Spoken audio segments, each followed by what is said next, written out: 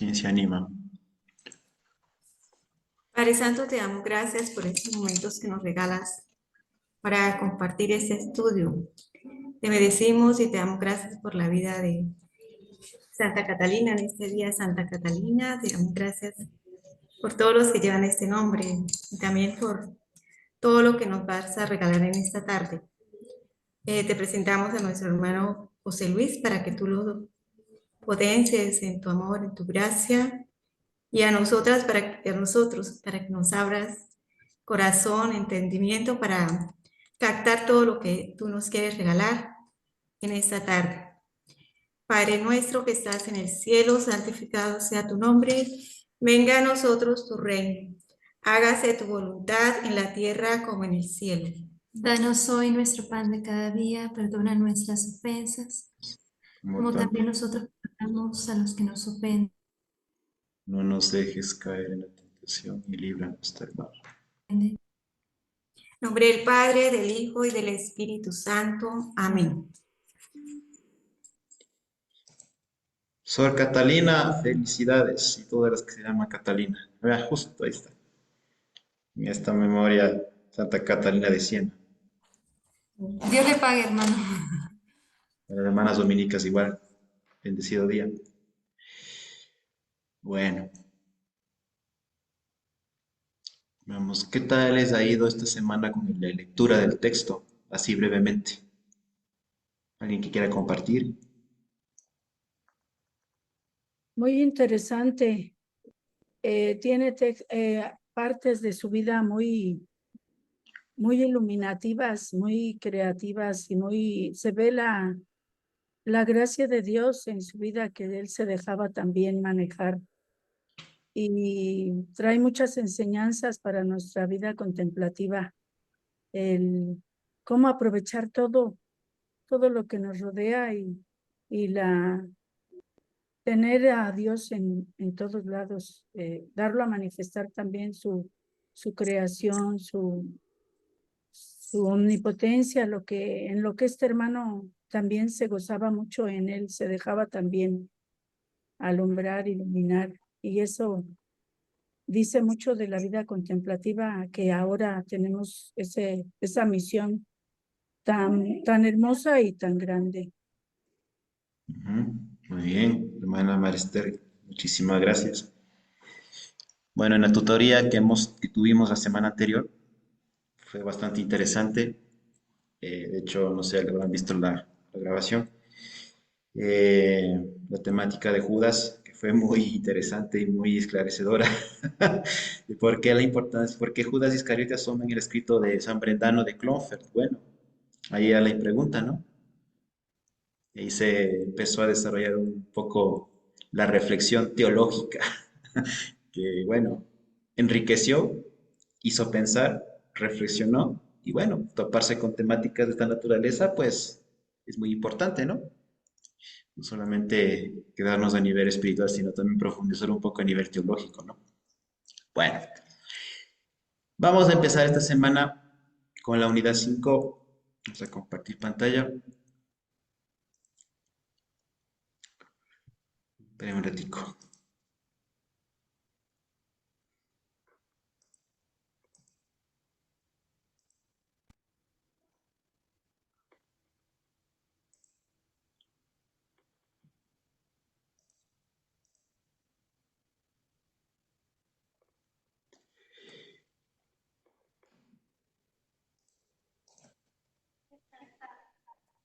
Listo. El monacato en Italia, ¿no? La unidad 5. Vamos a abordar brevemente el tema del monacato antes de San Benito, porque es también una etapa muy fundamental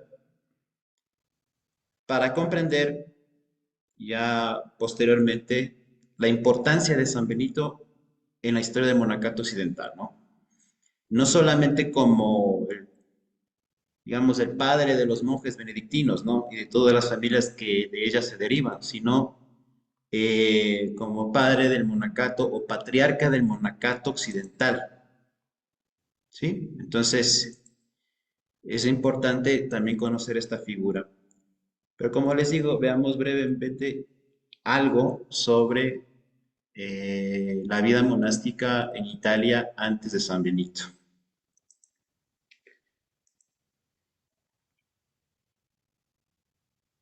Bien, vamos a ver a alguien que me ayude con la lectura de la diapositiva. La presencia de ascetas en la comunidad romana se remonta al siglo II. Seguramente el ascetismo fue abundante, no obstante la escasez de testimonios. El monacato propiamente dicho se desconoce en Roma y en el resto de Italia hasta la segunda mitad del siglo IV. Es difícil desconocer la ebullición monástica en Egipto, Palestina y Siria, porque los contactos de Roma con estas regiones eran abundantes a todos los niveles, incluido el eclesiástico. Sí, bueno, como hemos visto en la unidad anterior, Monacato, perdón, hace 2 semanas en el Monacato en Francia, eh, sabemos que sabemos la presencia del ascetismo, de la presencia de muchos ascetas y vírgenes en ese entonces. Estamos hablando del siglo segundo, tercero. No obstante, había poco material fundamentado, documentado, en el cual nosotros podemos deducir de que sí efectivamente había mucha presencia, ¿no? Igual pasa aquí, ¿no? No tenemos muchos testimonios de monjes y más aún de monjas de esta época que garanticen cómo era la vida monástica o cómo era la vida ascética de ese entonces. Pero eso no significa de que sí había presencia, ¿no? Sí, que sí había pues este género de vida presente en distintos lugares. Entonces, podemos partir del hecho de que sí hubo una presencia monástica en la comunidad romana y el monacato propiamente dicho se desconoce en Roma y en el resto de Italia hasta la segunda mitad del siglo IV. Estamos hablando alrededor de los años 350. Ahora bien, es importante tomar en consideración este asunto, ¿no? Es difícil desconocer la evolución monástica de Egipto, Palestina y Siria porque los contactos de Roma con estas regiones eran abundantes. O sea, hay que tomar en cuenta que la capital del Imperio Romano precisamente es Roma. Entonces, todo contacto, toda comunicación tenía que pasar por Roma. Entonces, a nivel comercial, a nivel político, a nivel militar, a nivel religioso, ¿no? Entonces, todo eso garantizó de que entre Roma y Alejandría, por ejemplo, que está dentro de Egipto, con la misma Jerusalén o con Antioquía, con Atenas, con el norte de África, Cartago, etcétera. Entonces, todas esas ciudades tenían ciertos contactos entre sí, ¿sí? Y más aún con la capital del imperio. Entonces, es difícil deducir de que no hubo contacto a nivel monástico con la capital del imperio. Ya vamos a ver un ejemplo de esto, ¿no? A ver. A ver, alguien que me ayude con la lectura.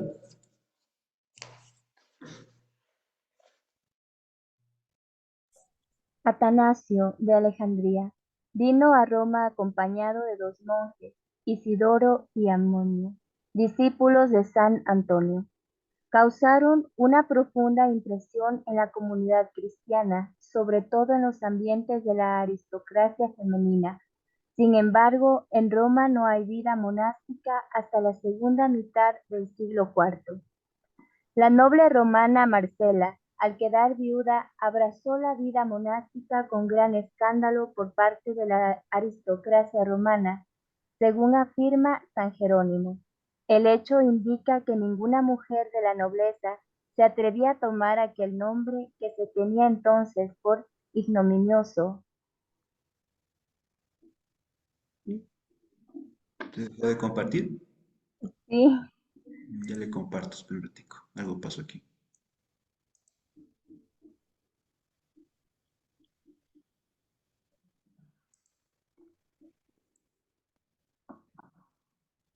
Ya, siga, por favor, hermano. El hecho indica que ninguna mujer de la nobleza se atrevía a tomar aquel nombre que se tenía entonces por ignominioso y estaba desacreditado entre la gente. Ya, entonces aquí tenemos un ejemplo de este contacto entre Roma y, en este caso, Alejandría.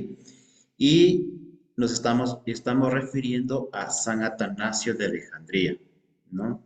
Que es un doctor de la iglesia, y ahí en el dibujo lo ven, que fue un defensor de la encarnación de Cristo, ¿sí? Y también un defensor de la ortodoxia en el concilio de Nicea contra el arrianismo. Tenemos el 2 de mayo, ¿no? Su memoria, que ya mismo, ¿no? Entonces, San Atanasio vino a Roma acompañado de dos monjes, Isidoro y Amonio, que eran discípulos de San Antonio Abad, ¿no? ¿Por qué vino a Roma? Sería la cuestión. Recordemos que Atanasio fue desterrado 5 veces de su sede patriarcal, ¿sí? Ustedes recordarán que en el semestre anterior o hace 2 años, hace un año, hemos visto un video sobre Atanasio, si se recordarán, y ahí precisamente habla de sus 5 destierros, ¿no? Bueno, en el destierro que tuvo Atanasio, que fue en el año 339, fue a Roma y llevó consigo a dos monjes, supuestamente o seguramente ermitaños, discípulos de San Antonio. Ahora, la presencia de estos tres personajes en Roma habrá sido un impacto fuerte, ¿no? Habrá causado una gran impresión en los ambientes romanos y, como nos dice aquí, especialmente en la aristocracia femenina, ¿sí?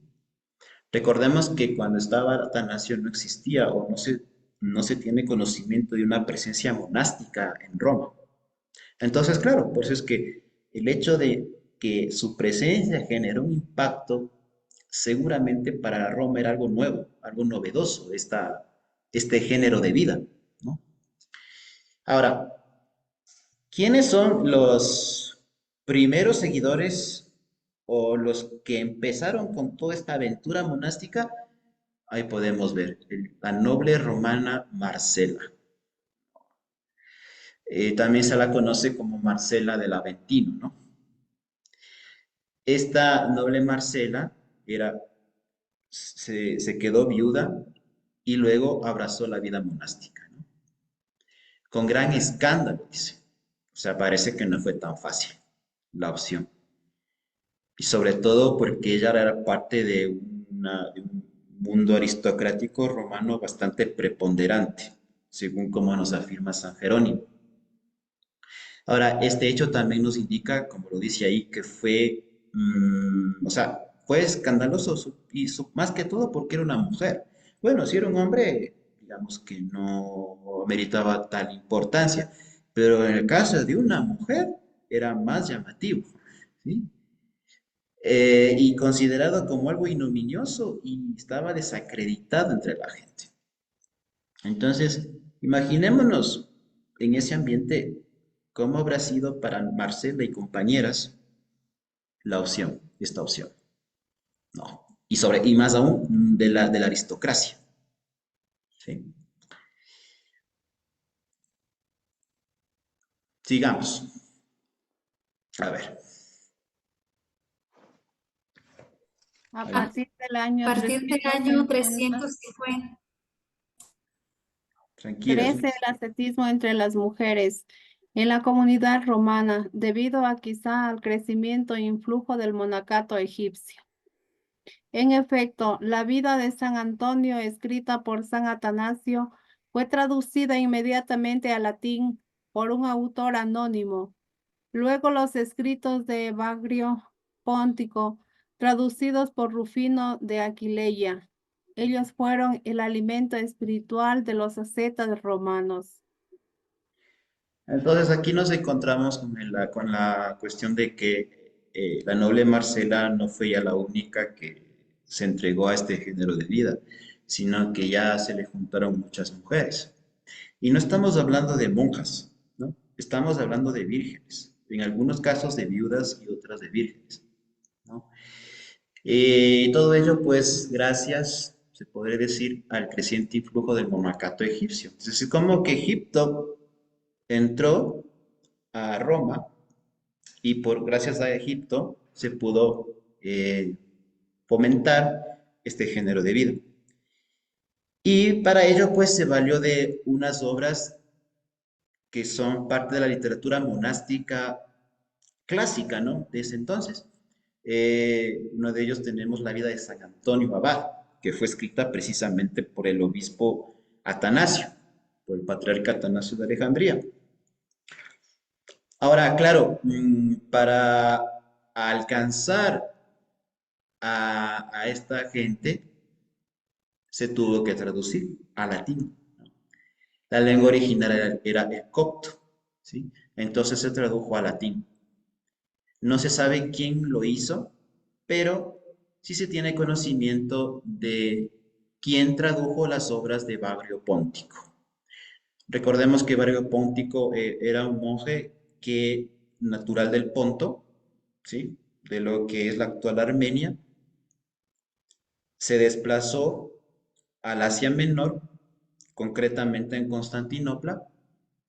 Allí fue educado por los padres capadocios, especialmente por Gregorio de Nacianzo, quien le ordenó lector, ¿no? Bueno, no que le ordenó, sino que le instituyó lector y le ordenó de diácono, ¿no? Pero era tan famoso el hombre por su oratoria, por su retórica, que, bueno, era conocido por las multitudes y también por las mujeres, entonces era aclamado por las mujeres y lamentablemente, podemos decir lamentablemente, su fama le llevó a enorgullecerse y se enamoró de una esposa de un importante político de la corte imperial y ella también le correspondió, ¿sí? Pero tuvo una revelación, tuvo un sueño. ¿Y qué pasó? En el sueño, en el sueño, supuestamente un ángel, dicen unos, otros dicen que no, que era el mismo Señor, le reveló que tenía que salir de ahí porque si no su alma correría peligro. Entonces el hombre asustado frente a ese sueño, ¿qué pasó? Se desplazó, salió de Constantinopla y bajó a Palestina. Y ahí fue acogido por Melania, la vieja, ¿sí? Porque eran dos, recuerden ustedes, y por Rufino, que estamos hablando aquí, ¿no? Entonces ahí fue acogido por estos dos representantes del monacato palestinense y Melania le impuso el hábito monástico. Así, es como que uno de ustedes acoge a un gran político, a un gran orador de un partido político, escapando del peligro que se encontraba su alma y usted le impone el hábito. Así. Sería una cosa rarísima, ¿no? Que eso pasara ahora, pero en esa época era algo tan común. Y luego se desplazó a lo que es Egipto y ahí conoció precisamente a los monjes, a los padres del desierto, a Calcis, al desierto de Sete, a Nitria, y allí se formó precisamente con ellos, ¿no? Entonces, ahí Evagrio Póntico compuso sus célebres obras, ¿no? Por ejemplo, el Tratado Práctico, el Quepaya Gnóstica, ¿no? Entre otras. Entonces, esas obras, hay otra también se llama Las Bases de la Vida Monástica, el Gnóstico, todas esas obras fueron traducidas precisamente por Rufino, aquel que lo acogió en Jerusalén, en Palestina, los tradujo al latín. Así de fácil fue la cosa, por decirlo así, ¿no? Entonces, estas dos obras, tanto la vida de San Antonio como los escritos de Bagrio, fueron traducidos al latín y eso fue el medio más adecuado para que el monacato en Roma se vaya implantando. Y por tanto se constituyeron estas y otras obras más en lo posterior como el alimento espiritual de los ascetas romanos. Entonces, miren, aquí ya tenemos una idea muy clara. El monacato egipcio influyó en el monacato romano a través de estas obras. ¿Estamos? Así que, si yo les pregunto en el examen, ahí, escoja la respuesta correcta, decir, bueno, ¿qué obras influyeron en el monacato romano incipiente? Ahí les pongo, pues, no sé, la Sagrada Escritura. Me voy a decir, sí, cero. Les pongo la vida de San Antonio, sí, 0,5. Y si les pongo también los escritos de Bagrio Póntico, 0,5 tienen un punto, ¿no? Entonces ya son datos que nos van a esclarecer, ¿sí? Cómo entró el monacato egipcio a Roma. Sigamos. A ver, alguien que me ayude con la lectura. Estos comienzos ascéticos monásticos de Roma experimentarán su notable impulso con la llegada de San Jerónimo, nacido en Estridón en el año 347. Luego de su formación a los 19 años, se bautizó, era catecúmeno y abrazó la vida monástica en Aquileia, juntamente con su amigo Rufino. Luego se desplazó a Calcis, pasando por Antioquía. En Calcis aprendió el hebreo para estudiar mejor la Sagrada Escritura. Después regresa a Antioquía, estudia exégesis bíblica y es ordenado sacerdote. Se desplazó a Constantinopla, donde perfeccionó sus conocimientos de lengua griega, junto a San Gregorio Nacianceno, quien le inició en el estudio de Orígenes. Ya, alguna de ustedes que me ayude ahí en Google buscando en qué parte se encuentra esta población de Estridón, en donde nació Jerónimo. A ver si está, de qué región estamos hablando. Alguien que me ayude, porfa, con esa información. Bien, mientras tanto, ya pasamos, ya hemos mencionado brevemente a Atanasio. Ahora vamos a mencionar a Jerónimo, que fue otra pieza clave en la formación del monacato romano. ¿Sí? Es más que seguro que Jerónimo no era romano, por eso les digo, ayúdenme con el dato. Eh, lo que sí sabemos era que, que era catecúmeno antes de recibir el bautismo y abrazó la vida monástica en Aquileia juntamente con su amigo Rufino. Nuevamente estamos hablando de Rufino. Luego se desplazó. Hermano José Luis, perdón, acá dice Estridón en latín, Estrido Dalmaci. Fue una ciudad de la provincia romana de Dalmacia. Se desconoce su localización exacta. La ciudad es conocida especialmente por ser el lugar donde nació San Jerónimo, una provincia romana de Dalmacia. Ya, aquí tengo otro dato. Y aquí las hermanas nos dicen. Ciudad de la antigua provincia de Romana, que actualmente está ubicada en la frontera entre Croacia y Eslovenia. Mm. Se ubican dónde está Croacia y Eslovenia, ¿no? ¿O no se ubica? A ver, geografía. A ver, a ver, geografía. Están en Europa. Croacia y Sí, Eslovenia, bueno, sí. sí. Sí. Hizo parte de la Unión Soviética. Exactamente, o sea, Ujú. lo que era la antigua Yugoslavia, no en la Unión Soviética, la Yugoslavia, ¿no? Si ustedes se fijan, Yugoslavia ahora está ahora se dividió en varios países, ¿no? Está Croacia, Eslovenia, Bosnia, Montenegro, ¿sí? Entonces, ahí dentro de la ex Yugoslavia está Croacia y Eslovenia. Entonces, estamos hablando de que Jerónimo era de esa zona, ¿no? Que claro, era parte del Imperio Romano en ese entonces. Bueno, muchísimas gracias por el dato. Eh, entonces, se desplazó a Calcis y Antioquía. Aprendió el hebreo y luego perfeccionó sus estudios conociendo el griego, ¿no? Y aquí miren ustedes, conoce a Gregorio de Nacianzo y él le formó en Orígenes, en la doctrina de Orígenes, ¿no? Y esto. Siguiente, a ver, alguien que me ayude. El monacato romano antes de San Benito. Vuelve a Roma en el año 382. Allí fue bien acogido por el Papa San Dámaso. Le confió la revisión del texto latino de los evangelios. Fue recibido en los conventículos piadosos de las matronas romanas. No todo fue ascetismo. Habían falsos monjes y ascetas.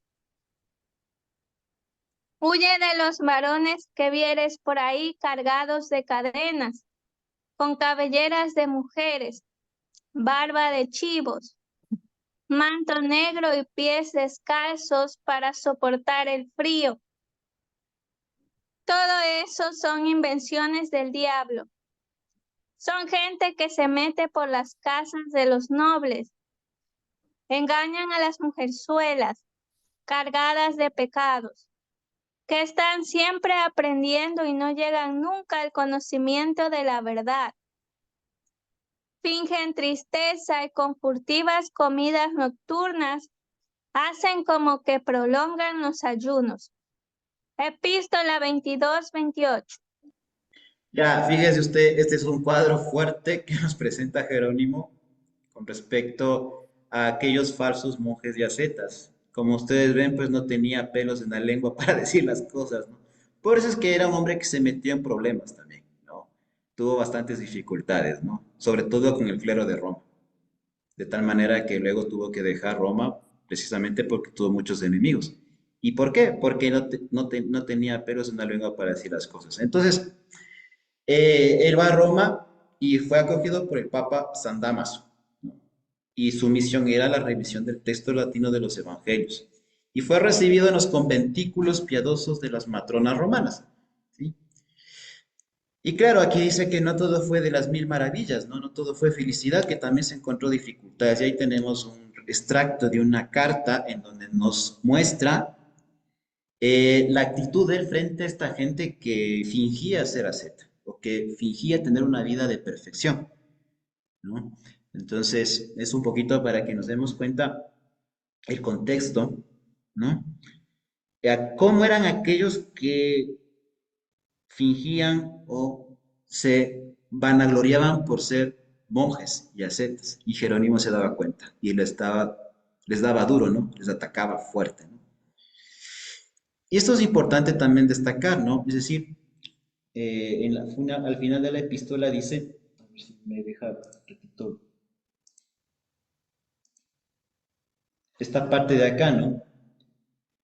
Que están siempre aprendiendo y no llegan nunca al conocimiento de la verdad. Fingen tristeza y con furtivas comidas nocturnas, ¿no? Hacen que como que prolongan los ayunos, ¿sí? ¿Qué significa furtiva? ¿Alguien me puede decir? Esporádicas, algo corto, pequeño. Sí, o sea, pingües comidas, poca cantidad, ¿no? Casi nada. Entonces, con ese gesto se daban a conocer como los verdaderos penitentes, los verdaderos, los que realmente ayunan, ¿no?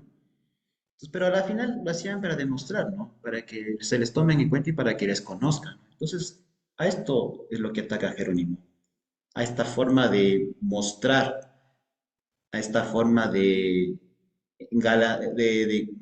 de vanagloriarse, ¿no? Y esto también es fuerte, ¿no? Que están siempre aprendiendo y no llegan nunca al conocimiento de la verdad. Entonces, esto es también fundamental, ¿no? Estamos aprendiendo, pero no encarnamos también eso que aprendemos de los textos de la Sagrada Escritura, ¿no? Esto también es fundamental. Es decir, cuando usted aprende, de alguna manera tiene que intentar reflejar lo que va leyendo en su vida, ¿sí? No quedamos en nada si nosotros estudiamos, o nosotros profundizamos, o nosotros queremos crecer a nivel espiritual, si en la práctica no lo aplicamos. No hace falta mostrarlo, ¿no? A los demás que lo estamos haciendo, ¿no? Simplemente entre usted, o sea, entre el Señor y usted, ¿cómo lo pone en práctica? ¿No? Entonces es importante esto para todos, ¿no? ¿No? para no caer en esta trampa como lo que sucedía en la época de Jerónimo, ¿no? Sigamos.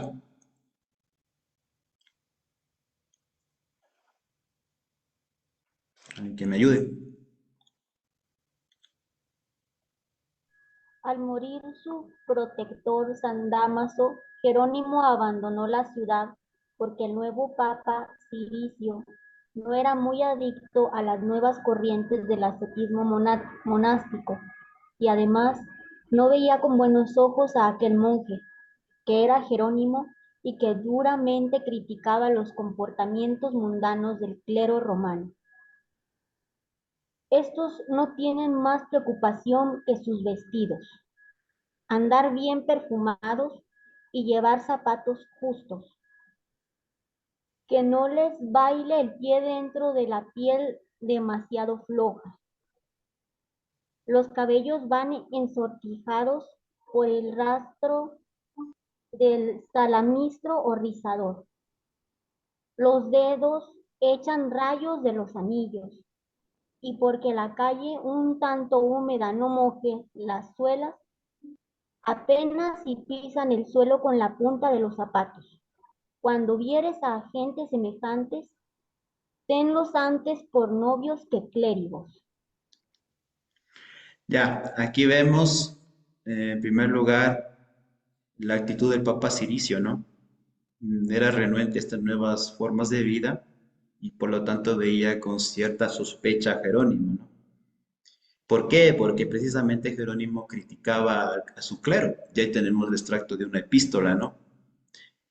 Se fija más en la vestimenta, ¿no? Si se han dado cuenta. Es decir, andan perfumados y llevan unos zapatos justos, que no les baile el pie dentro de la piel demasiado floja, ¿no? O sea, que sean zapatos adecuados, hermosos, ¿sí? De tal manera que apenas pisen el suelo con su punta para que no se mojen, ¿no? Se fijaba Es- mucho en los detalles, pues en pequeños detalles, ¿no? En la apariencia física. sí, fíjese, es como que Jerónimo era muy observador de la situación, o sea, se fijaba en todo el hombre, ¿no? Eh, hasta los cabellos, ¿no? Van ensortijados, dice, y por el rastro del salamistro o rizador. Bueno, estas dos palabritas quizás no son tan comunes, ¿no? ¿Qué significa salamistro o rizador? A ver, alguien que me ayude. Salamistro. ¿Qué es el salamistro? O rizador.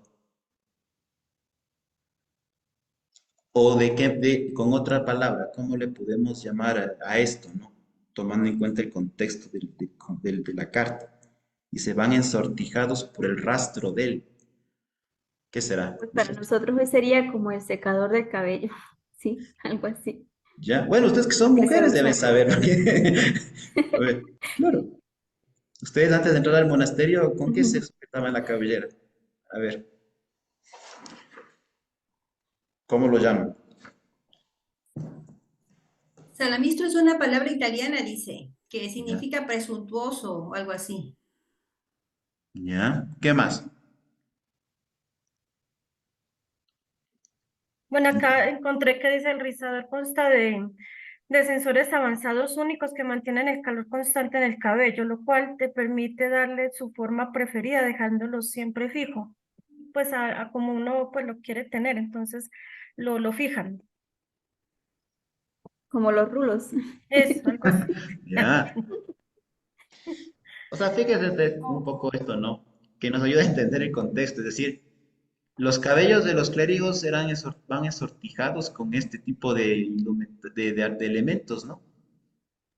Y además, los dedos echan rayos de los anillos. Bueno, ¿qué tipo de anillos serían? Y cuando vieres a gente semejante, mejor verlos como novios que como clérigos, ¿sí? Parece un poquito, no sé, pues medio afeminado el asunto, ¿no? Entonces, ¿cómo sería el asunto realmente, no? Bueno, a ver, hermana Angelita, dígame. Salamistro viene también del derivado de salmos y significa alabar a Dios con la salmonía, salmodia. Esa es la otra connotación, entonces, otra acepción de Sí. esta palabra. ¿Ya? Listo.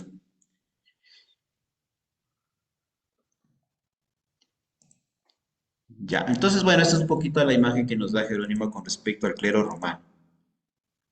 Y ante esta situación, ¿qué hizo? Dejó Roma y viajó a Palestina. ¿Sí? Ahí se acaba la historia de Jerónimo. Así que Jerónimo, si ustedes recuerdan, lo hemos visto en Monacato, en Palestina. Ahí viene la otra parte de la historia de Jerónimo, ¿con quién? Con Paula, con Melania fue anterior, con Paula sobre todo y con su hija Eustoquio, ¿no? Ustedes sí recuerdan ese episodio, ¿no? Y luego cómo se fundaron otros monasterios con con la nieta de Paula, que era Paula la menor. ¿Sí? Entonces, esa parte lo hemos visto cuando correspondía a Monacato en Oriente 2. Y bueno, aquí llega Jerónimo, él ya fue a Palestina, ¿no? Mientras tanto, ¿qué sucedió en Roma? En el monacato romano fue creciendo, ¿no? Y al lado de estas comunidades domésticas de vírgenes y nobles señoras, que fueron dirigidas precisamente por San Jerónimo, por eso la importancia de Jerónimo en este monacato, porque fue el acompañante espiritual de estas nobles romanas, ¿sí? O sea, estaba rodeado de las nobles romanas. A partir de ahí empezaron a surgir comunidades de varones. O sea, ya las comunidades de varones fueron posteriores. Y a estas comunidades romanas, perdón, a estas comunidades de varones visitó Agustín antes de su regreso al África. Recuerden ustedes que cuando vimos en el monacato agustiniano, especialmente cuando Agustín tuvo la conversión en Milán, se bautizó, y el único género de vida que él conocía era la vida monástica, ¿no? Entonces él consideró la posibilidad de hacerse monje, ¿sí? Y precisamente ahí, en Roma, en Milán, leyó la vida de San Antonio, escrita por Atanasio. Ahí empata lo que estamos viendo ahora. ¿Por qué? Porque en ese entonces solamente había esta literatura, traducida al latín. Entonces Agustín leyó esta vida de San Antonio. Consideró la posibilidad de hacerse monje, pero vio claramente que no era no era su camino. Entonces, aparte de esa lectura, visitó las comunidades monásticas fundadas por San Ambrosio de Milán. Y precisamente esas son las comunidades que estamos hablando, esas comunidades de varones, que ya fueron pues fundadas por Ambrosio, ¿no? Es un poco para ir hilando los acontecimientos, ¿no? Hilando los hechos, ¿no?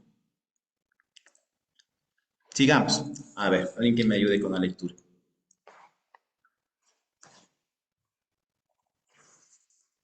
El monacato romano antes de San Benito. Hay algunos datos que pueden explicar el creciente influjo del monacato en Roma a finales del siglo IV, comienzos del siglo V, el regreso de Melania la Vieja 398, después de una prolongada estancia en Palestina y la permanencia de Juan Casiano en Roma durante bastante tiempo, 405 a 414. Fueron un buen estímulo en el despertar monástico romano. Las instituciones y colaciones de Casiano y la vida de San Martín de Tours, escrita por Sulpicio Severo, fueron muy leídas en Roma. A pesar de la efervescencia monástica, hay que reconocer que faltaba una organización. Los monjes y monjas caminaban por libre, no existía una vida comunitaria sometida a una regla.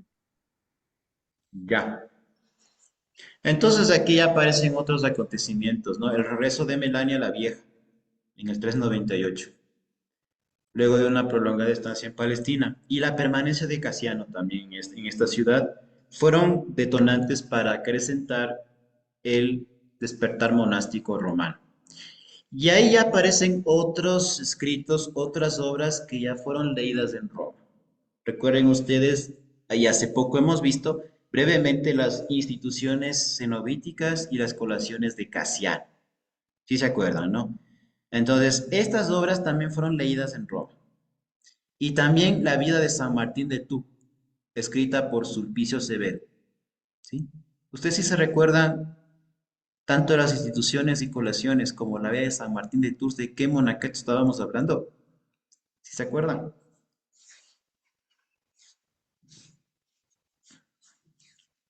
Francés. En Francia. Claro, de Monacato en Francia, ¿no? Entre los siglos cuarto, me parece siglos cuarto y quinto, ¿no? Sí, cuarto y quinto.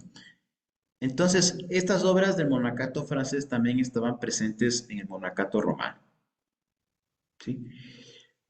Bueno, eso digamos es la parte hermosa del asunto, es decir, que tanto el afluir de gente, tanto la presencia de las obras monásticas que fomentaron el fervor, el acrecimiento de la vida monástica en Roma, se encontró también un aspecto complicado, ¿no? O sea, a pesar de la gran efervescencia monástica, tenemos que reconocer que no había una organización. ¿Qué significa esto? Que tanto monjes, aunque el autor lo dice aquí, tanto las monjas, caminaban por libre. O sea, no existía una vida comunitaria sometida a una regla. Es decir, que habían hermanitos y hermanitas que se organizaban su horario de su jornada y sus momentos de oración, pero no tenían quien los dirigiera o quien les rigiera. Un poco esto, ¿no? Es como que cada uno a su aire, ¿no? Pues ya me organizo y ya. Pues precisamente este era el aspecto que faltaba aquí, una organización y también una regla, ¿no? Y aquí vamos a entrar un poquito eh, la parte incipiente de una regla. A ver, ¿alguien que me ayude con la lectura?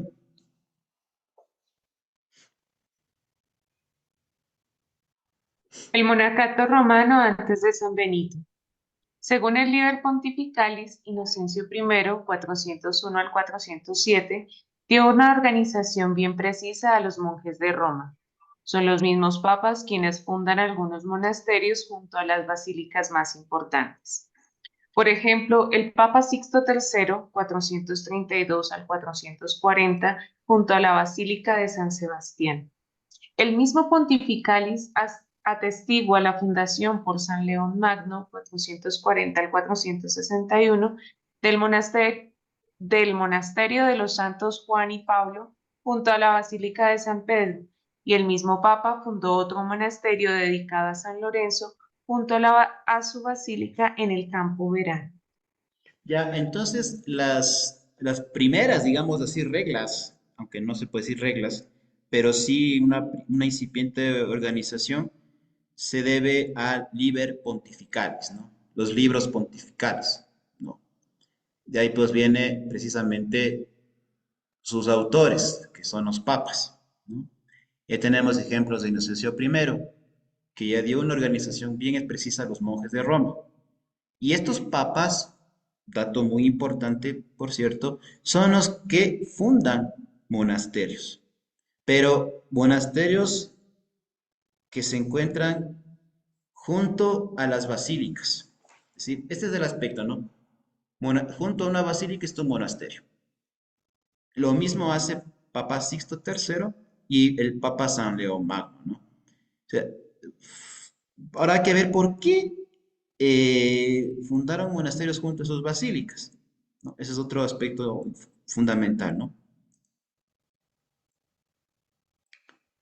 A ver, alguien que me ayude, por favor. El monacato romano antes de San Benito. También el Papa Hilario 461, 468, según el Liber Pontificalis, fundó el monasterio de Alunan, lugar que aún no se ha podido identificar con exactitud. Estos monasterios estaban fundamentalmente orientados al culto litúrgico en las basílicas. Ya, entonces aquí encontramos la razón. Fomentar, acrecentar, orientar el culto litúrgico. Esa era la función del monasterio. Ayudar al culto litúrgico en las basílicas. Así de simple, podríamos decir, ¿no? Sigamos. Alguien que me ayude.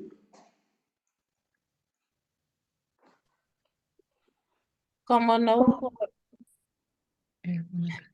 el monacato romano antes de San Benito, como no hubo regla, suplicó con una abundante literatura monástica oriental traducida al latín. Aparte de la vida de San Antonio, las instituciones y colaciones de Casiano, se tradujo las reglas de San Basilio y la Historia Monacorum, ambas por Rufino de Aquilea. San Jerónimo tradujo la regla de San Pacomio. En las traducciones se omitió toda alusión a los sínodos de abades que eran comunes en el monacato egipcio. Ello por la hospitalidad de las jerarquías eclesiásticas locales. Los monjes eran criticados por paganos y cristianos, pues no entendían su forma de vida. No puedo comprender cómo hombres en su sano juicio aspiren a encerrarse de por vida en la soledad de una cueva. Rutilio Namaciano. Ya, entonces, la literatura monástica oriental fungió como regla para las comunidades monásticas de romanas, ¿sí? Y ahí, y ahí nos topamos con otros textos que fueron traducidos al latín, y ahí tenemos las reglas de San Basilio. Ustedes recuerdan cuando hicieron la tarea de San Basilio, ¿no? O la tarea no corporativa, colaborativa, ¿ya? Eso fue la traducción de Rufino, de lo que ustedes leyeron, de latín al español, claro. No es que Rufino le tradujo de latín al español, ¿no? Lo que sí sabemos que Rufino le tradujo al latín, ¿sí? De ahí viene todo el trabajo de Rufino, la traducción de las reglas de Basilio. Y también la historia Monocorum. Ustedes recordarán cuando hemos visto en el Monacato en Oriente 1, me parece que en la segunda semana, hemos visto cuando hablábamos de la historia de los monjes escritas por un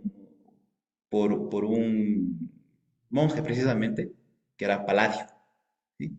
Esta historia Monacorum fue traducida al latín también, y ambas por Rufino. Y San Jerónimo tradujo la regla de San Pacomio, ¿sí? Ahora, lo interesante de todo esto es que cuando tradujeron las obras,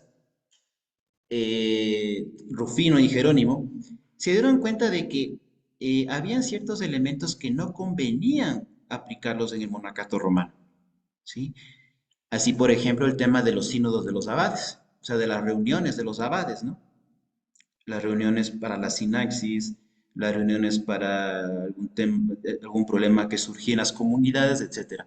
Entonces ellos dijeron, esto no lo podemos mostrar aquí. O sea, no es conveniente mostrar este elemento en Roma. ¿Por qué? Precisamente porque había esta hostilidad de las jerarquías eclesiásticas locales.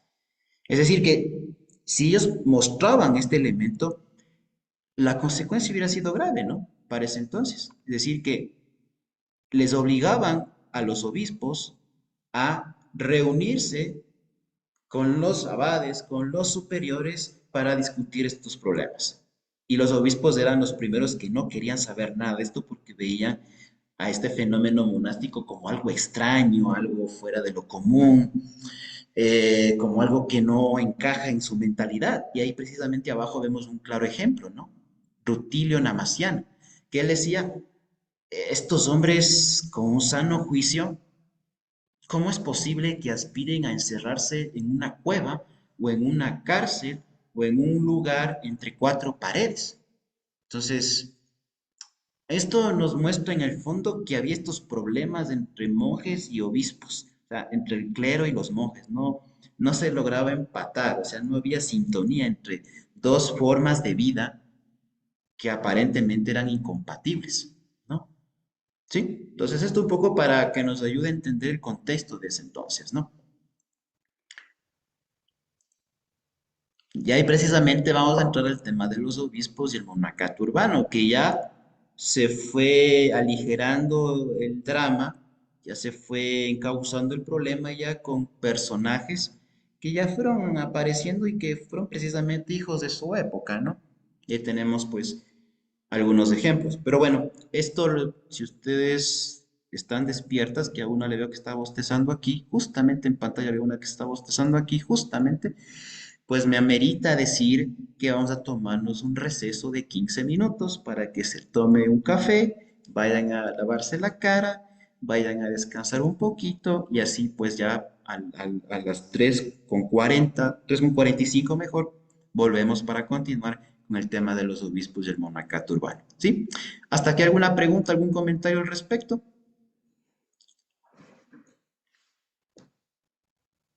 Sor María Inés, que decir Sor María de Silda, seguramente. Hermano José Luis, buenas tardes. Buenas tardes. Cuando usted hablaba de los monasterios que eran fundados cerca de las sedes episcopales o de las basílicas, usted decía que era para fortalecer el aspecto litúrgico. ¿Es posible ver en los actuales capítulos catedralicios un rezago, un remanente, una reinterpretación de esta presencia monástica?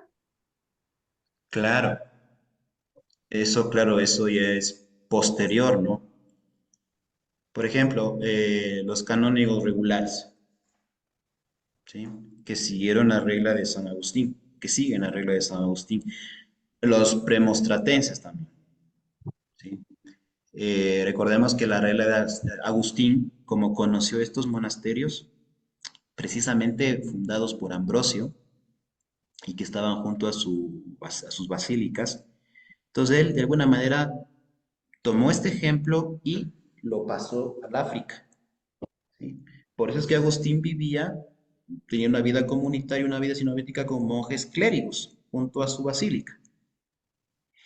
Y ya con el tiempo eso se fue como mm, multiplicando, ¿sí? De tal manera que en Edad Media, como le digo, tenemos los canónigos regulares de San Agustín, que siguen esa línea. Y entre ellos, por ejemplo, tenemos a San Alberto de Jerusalén, que fue el que hizo la regla del Carmelo. Ahí conecta con San Agustín, por ejemplo. La regla del Carmelo tiene un rezago de la regla de San Agustín, ¿sí? Porque Alberto era canónigo regular y que fue obispo en Jerusalén. Es un poquito para visualizar el asunto. Vamos al descanso. Ya. Señorito José Luis, es que yo le quería decir que este fin de semana no le mandé la tarea, puesto que toda la semana pasada no hubo internet aquí. Ya. Ahorita dicen que ya, pero hay que ver bien si hay o no hay, porque va y viene, pero la semana pasada sí no hubo para nada. Tiene que fijarse bien eso, hermano. Entonces, yo no tengo problema en que me suba las tareas después, pero hay que preocuparse de ese asuntito, si no, no va a ser solamente un problema para mí, sino para el siguiente profesor. Así que eso hay que chequearlo bien. Sí, Pero hermano yo te José quería Luis, preguntar. Una a la vez, no hermano. hemos tenido internet. Yo tampoco he hecho la tarea. Pucha, yo de usted mejor no digo nada. Pero bueno, ya hemos de ver, hermana, ya hemos de arreglar ese asunto por interno mejor. Entonces, ¿será que le puedo mandar estos días? Si usted quiere, tómese el tiempo. Pero verá que estamos terminando. Sí, el de esta semana es. El de esta semana. La que pasó. Listo, hermana, no hay problema. Vamos al descanso. Listo. Yo le pagué. Eso. Bueno, no pasa nada porque como hemos visto la grabación de la vida de San Paulino, eso les puedo subir a la plataforma. Y con eso ya vinculamos con con lo que Sor Lucía acaba de leer, ¿no? Entonces voy a compartir nuevamente para retomar el texto. A ver.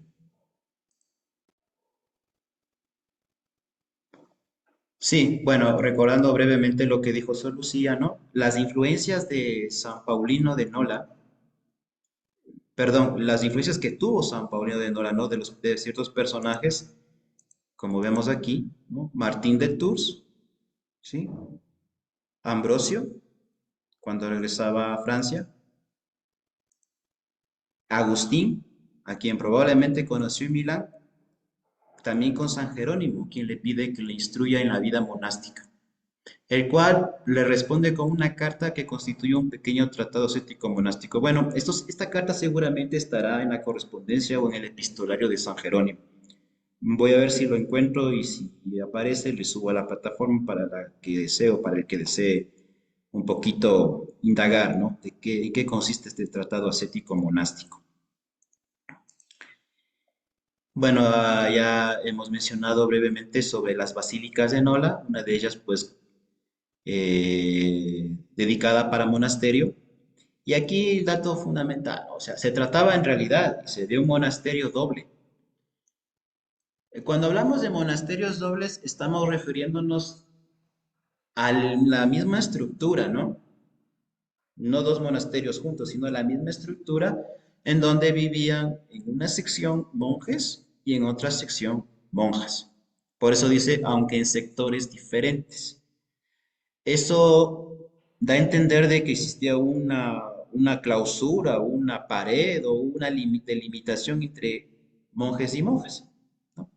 Pero bueno, eso parece que era común en esa época, ¿no? También tenía un asilo para huéspedes y peregrinos, eso lo mencionó en el video. Lo que me parece que en el video no aparece es sobre su estilo de vida, ¿no? Que se caracterizaba por el ayuno, ¿no? Por una sola comida y está compuesta únicamente de pan y verduras, ¿no? El trabajo manual era habitual. Y bueno, la cuestión fue que su monasterio no sobrevivió luego de su muerte, ¿no? Como ha pasado en varios casos, ¿no? Muere la persona carismática o muere un santo y su obra como que no tiene una continuidad, ¿no? Entonces, esto también pasó en la obra de San Paulino de Nola. Bien, eso hemos visto sobre Paulino de Nola, un poco para primero conocer su obra, su papel dentro de la vida monástica en Roma, ¿sí? Pero ahora vamos a conocer un poquito a otro personaje que se llama Casiodoro. No sé si alguna de ustedes me ayuda en Google el nombre real de Casiodoro para... por qué les digo esto? Porque si usted pone en el Google solamente Casiodoro, le va a remitir a Casiodoro de Valer, ¿no? O Casiodoro de Reina, que es uno de los que compuso, digamos así, la Biblia y que es usada por los protestantes. Por eso decimos la Reina Valera. ¿Ya? Entonces, si usted pone solo Casiodoro, le va a salir uno de los dos. Por eso es importante conocer todo el nombre. A ver si alguien me ayuda.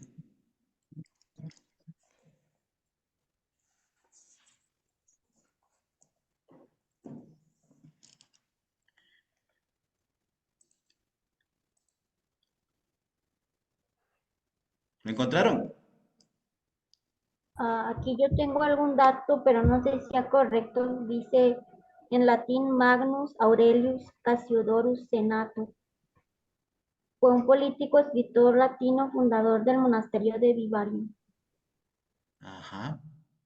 Sí. Flavio Magno Aurelio Casiodoro. Ese es su nombre. Sí está bien. Entonces, si le pone todo eso, le sale quién fue, ¿no? Y ahí está ya las hermanas ya están dando los datos, ¿no? Nació en el 490 en la región de Calabria, al sur de Italia. Estamos todavía en el sur de Italia, ¿no? Es más conocido por su trabajo como estadista en el reino ostrogodo de Italia, así como con su contribución a la literatura y a la cultura de la época. Sí, hermanos, están bien. Porque precisamente aquí tenemos la fe, bueno, el año un poco difiere, ¿no? Nació en Esquilache, que está en el sur de Italia, en el 485, ¿sí? En el seno de una familia de origen siria. O sea, A los 20 años fue secretario del rey Teodorico. Este rey de Teodorico era de los bárbaros, ¿no? Fue cónsul en el 514, luego prefecto del pretorio y finalmente patricio. El patricio sería como el senador, ¿no? ¿Cuál fue, digamos, el deseo o el anhelo o el sueño de este hombre? Intentó salvaguardar la decadente romanidad, es decir, la cultura romana que estaba ya de capa caída, como se suele decir, ¿no? Y de esa para tratar de levantar esta cultura, pues tenía que colaborar con los dominadores bárbaros. Es decir, intentar establecer un acercamiento, un diálogo, un trueque entre bárbaros y romanos para poder sobrevivir, ¿no? Pero los esfuerzos fueron inútiles, ¿no?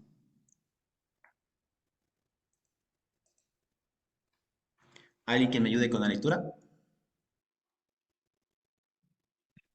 Hastiado, en el año 540 se retiró a sus posesiones en Calabria, fundando en ellas el monasterio Vivarium junto al río Alesi, con una iglesia dedicada a San Martín. Cerca, en el monte Castelo, fungía el eremitorio, y no lejos de la orilla del río estaba el pequeño monasterio de San Hilario. Se llamó Vivarium a causa de los muchos viveros de peces que poseía.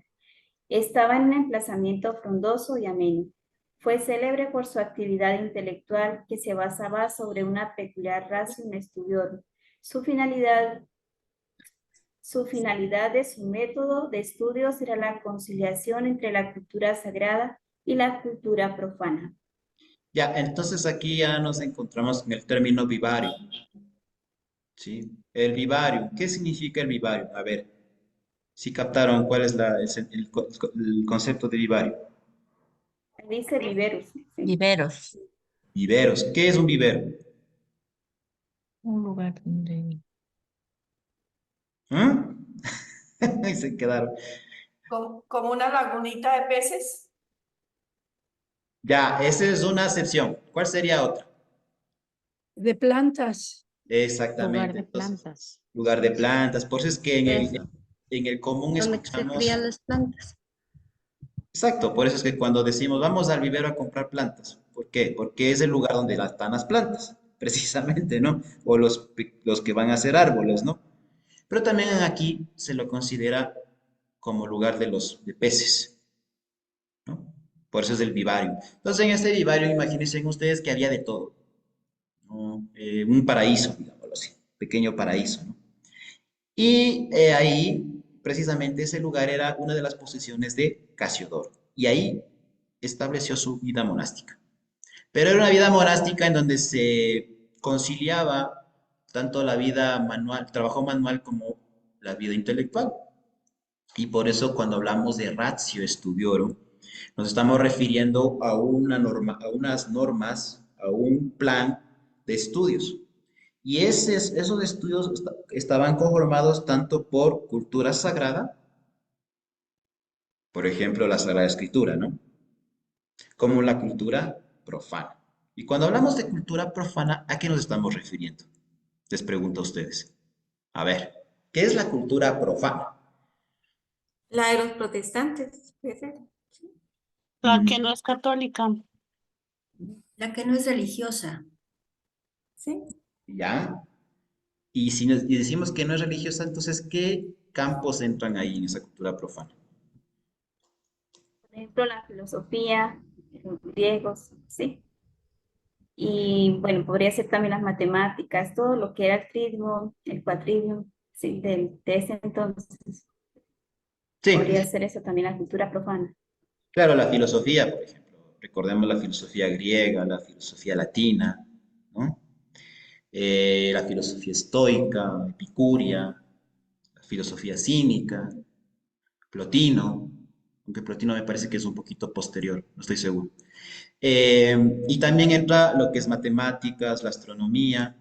El quadrivium Sol me parece que es ya de la Edad Media, me parece que es ya posterior, no me parece que es de esta época, no estoy seguro, ¿sí? Pero si alguien me ayuda con ese dato sería fabuloso. pero sí, la filosofía principalmente, ¿no? La retórica, por ejemplo, la gramática, ¿no? ¿Sí? Entonces, cuando hablamos de cultura profana, como nos dice aquí las hermanas, son todo el conjunto de conocimientos, de expresiones artísticas, de prácticas sociales y valores, que precisamente están fuera del ámbito religioso. Por eso decimos profana, que no significa decir demoníaca, por si acaso. No estamos diciendo que es del demonio, no. No es religiosa, pero no es del demonio. Son ciencias que toda persona, que todo ser humano debería conocer, así seas cristiano o no. ¿Estamos? Entonces, es un poquito. ¿Por qué les digo esto? Porque habían algunas hermanas que decían, la cultura profana es cultura del demonio. No, no es eso. O sea, hay que distinguir esto, ¿no? ¿Sí? La profana es ciencias que no tienen nada que ver con lo religioso, pero que son del común de todas las personas. ¿Sí? Es como que usted le digo, no ¿por qué estudio matemáticas? Por un fin, ¿no es cierto? Para saber contar, por lo menos, ¿sí? Para hacer las cuentas. No me va a decir, las matemáticas son del demonio. No, necesita saber matemáticas, o sea, para poderse valer en la vida, ¿no? ¿No? Esas son las ciencias profanas.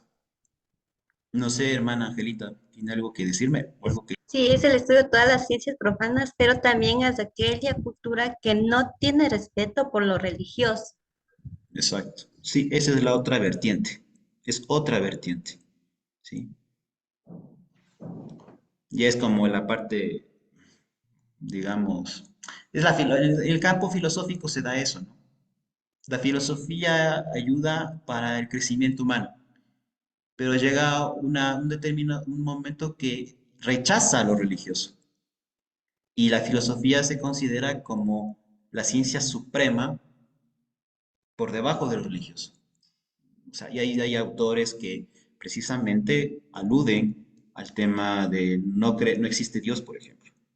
Dios ha muerto. Entonces eso ya es la otra vertiente, ¿no? Pero insisto, no es del demonio. Les digo, es porque ya me he encontrado con casos así. Muy bien. Sigamos. ¿Alguien que nos ayude? Y vamos terminando.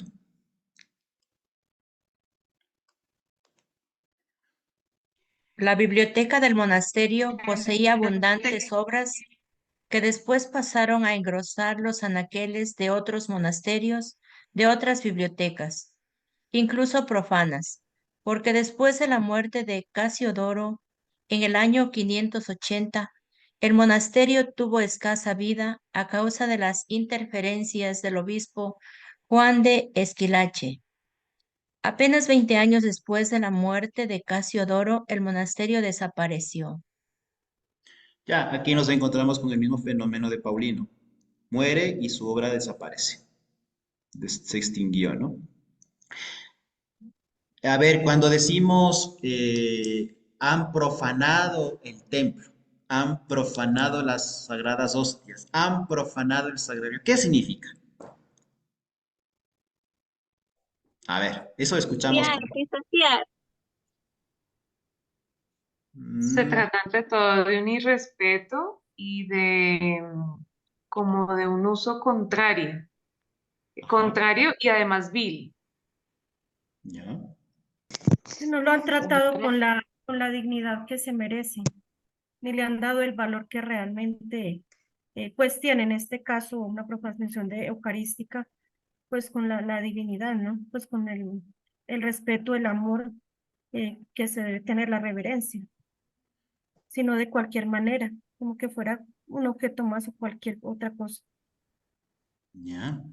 Es decir, que estamos desacralizando algo que lo consideramos sagrado.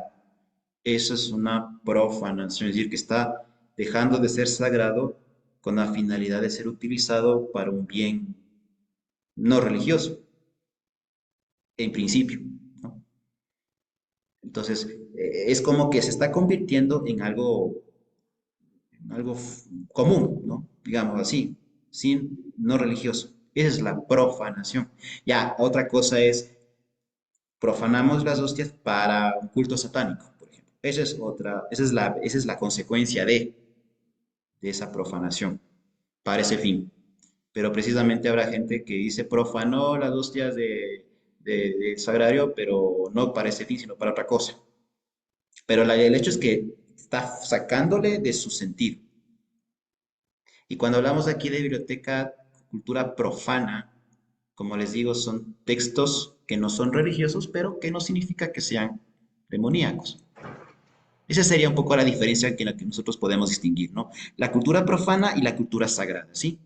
Para tener en claro eso. No es la cultura profana algo del demonio, es secular. ¿Estamos? Con esto terminamos, hermanas, la parte del monacato antes de San Benito. Pero la historia sigue. Es decir, que no es que se acabó aquí. ¿Y cómo vamos a continuar con la historia? Pues ya ustedes lo van a leer. Es la tarea que tienen para esta semana, ¿no? ¿Sí? Entonces vamos a pasar ahora a la... Si es que no hay alguna pregunta al respecto, pasamos ahora a la tarea, ¿no? Sí. A ver, voy a compartir. Espérenme un ratico.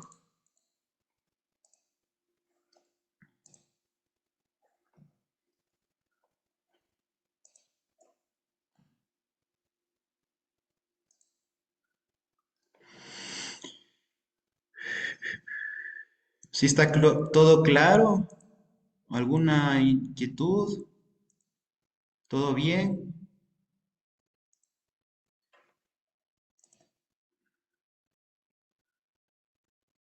A ver,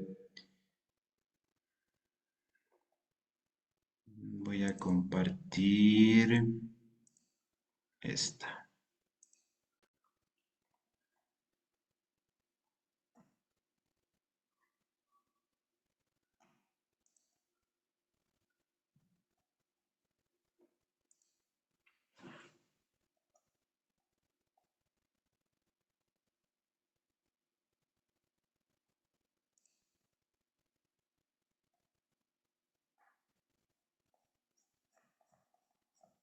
Último esfuerzo, ya estamos terminando. Último suspiro ahí. Vamos a ubicarnos en Italia. Ya, esto está oculto, ya les voy a mostrar, ¿no? Hemos visto algunos objetivos sobre una visión general del ascetismo antes de San Benito. Las figuras preponderantes de esta etapa, Eusebio, Ambrosio y Paulino. Y hemos visto Casiodoro, ¿no? Ahora nos falta este último objetivo. Benito de Nursia. Entonces, estos tres temas lo hemos visto en estas 2 horas de clase, aunque parezca mentira. Lo hemos visto en 2 horas. Y usted va a leer esto, ¿no? Monacato benedictino, leyenda y verdad de San Benito, de Nursia a Roma, de Roma a Subiaco, de Subiaco a Monte Cassino, la regla de los monjes de San Benito, la síntesis monástica de San Benito, expansión de la regla de San Benito. ¿Esto dónde está? En el libro base de Jesús Álvarez Gómez, páginas 467 a la 484. Son 17 paginitas. Tampoco. En una semana usted dice, esto es papaya, lo despachamos rápido y ya está. ¿Sí? ¿Por qué? Porque es una lectura nada complicada, es interesante, es sencilla, ¿no? ¿Sí? Entonces, esto vamos a leer en esta semana. Y va a ser un examen. ¿Estamos? Examen final. El examen final es solamente de esto. Atención. Solamente de la lectura de esta semana les voy a tomar un pequeño examen. No es de todo, porque ahí sí me van a acabar. No, solo esto. 17 páginas para un examen final. ¿Sí? Luego ya les subo la regla de San Benito para aquella que le interese. Y aquí les pongo otro recurso que es el primer comentador de la regla de San Benito, que es Esmeralda, sobre el prólogo de Benito, la regla del prólogo, ¿no? Prólogo es, digamos, que su mismo nombre lo dice, la parte primera de la regla, es el prólogo, ¿sí? Eso sería todo para esta semana. ¿Alguna pregunta al respecto? Dígalo ahora o callen para siempre. A ver.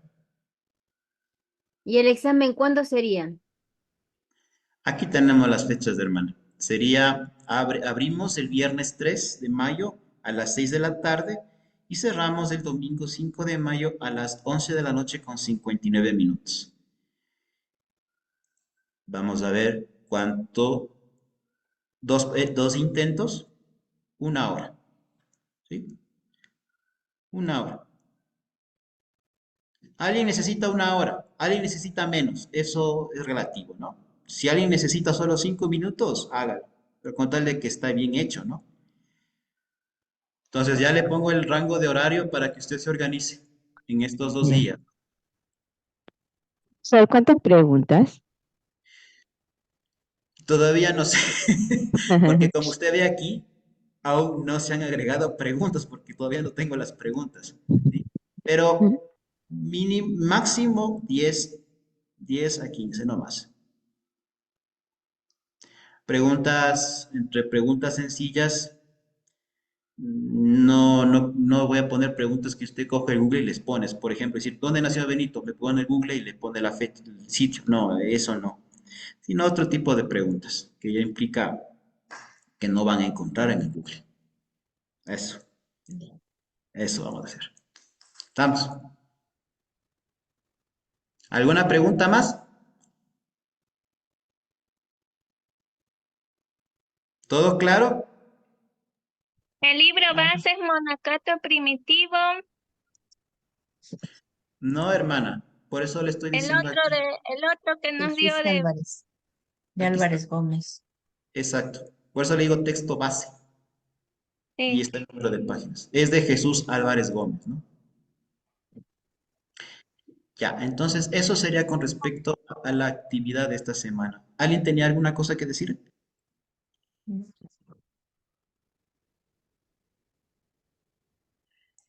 Bueno, con respecto a la revisión de tareas, vamos avanzando. Me faltan unas 15, me parece. Durante esta semana iré revisando más. En cuanto a la unidad 1, me he encontrado con novedades buenas, también con algunas observaciones que ya he hecho a las respectivas hermanas, que ya lo saben, no hace falta decirlo, pero muy bien, ¿ah? Muy bien. Entonces, para comunicarles que sí estoy revisando sus trabajos en estos días, ¿no? Para que estén atentas de las retroalimentaciones, o como una hermana me decía, acá lo llamamos observaciones, sí, a las observaciones, ¿sí? Listo. Listo, hermanas. Yo les mandé un mensaje al chat, ¿sí? Diciendo, por favor, que se queden algunas hermanas al final de clase. ¿Sí se fijaron? Ya, fíjese bien, yo les llamo a estas hermanas porque hay un asunto muy delicado que decir, encontrado con novedades. Listo, entonces me quedo con estas hermanas que están mencionadas en el chat y para el resto, pues una bendecida semana, buen trabajo. Cualquier novedad, ya saben, me mandan un mensaje por plataforma y estamos pendientes. ¿Sí? Muchas gracias, hermano. Dios le pague. Ya, bonito José Luis, Dios le pague. Listo, hermanos. Saludos a Bendiciones. todos. Dios le pague, hermano. Adiós. Muy bien. Saludos para todos. Le pago, manito José Saludos. Luis. Que Adiós. tengan todos Dios te un pague.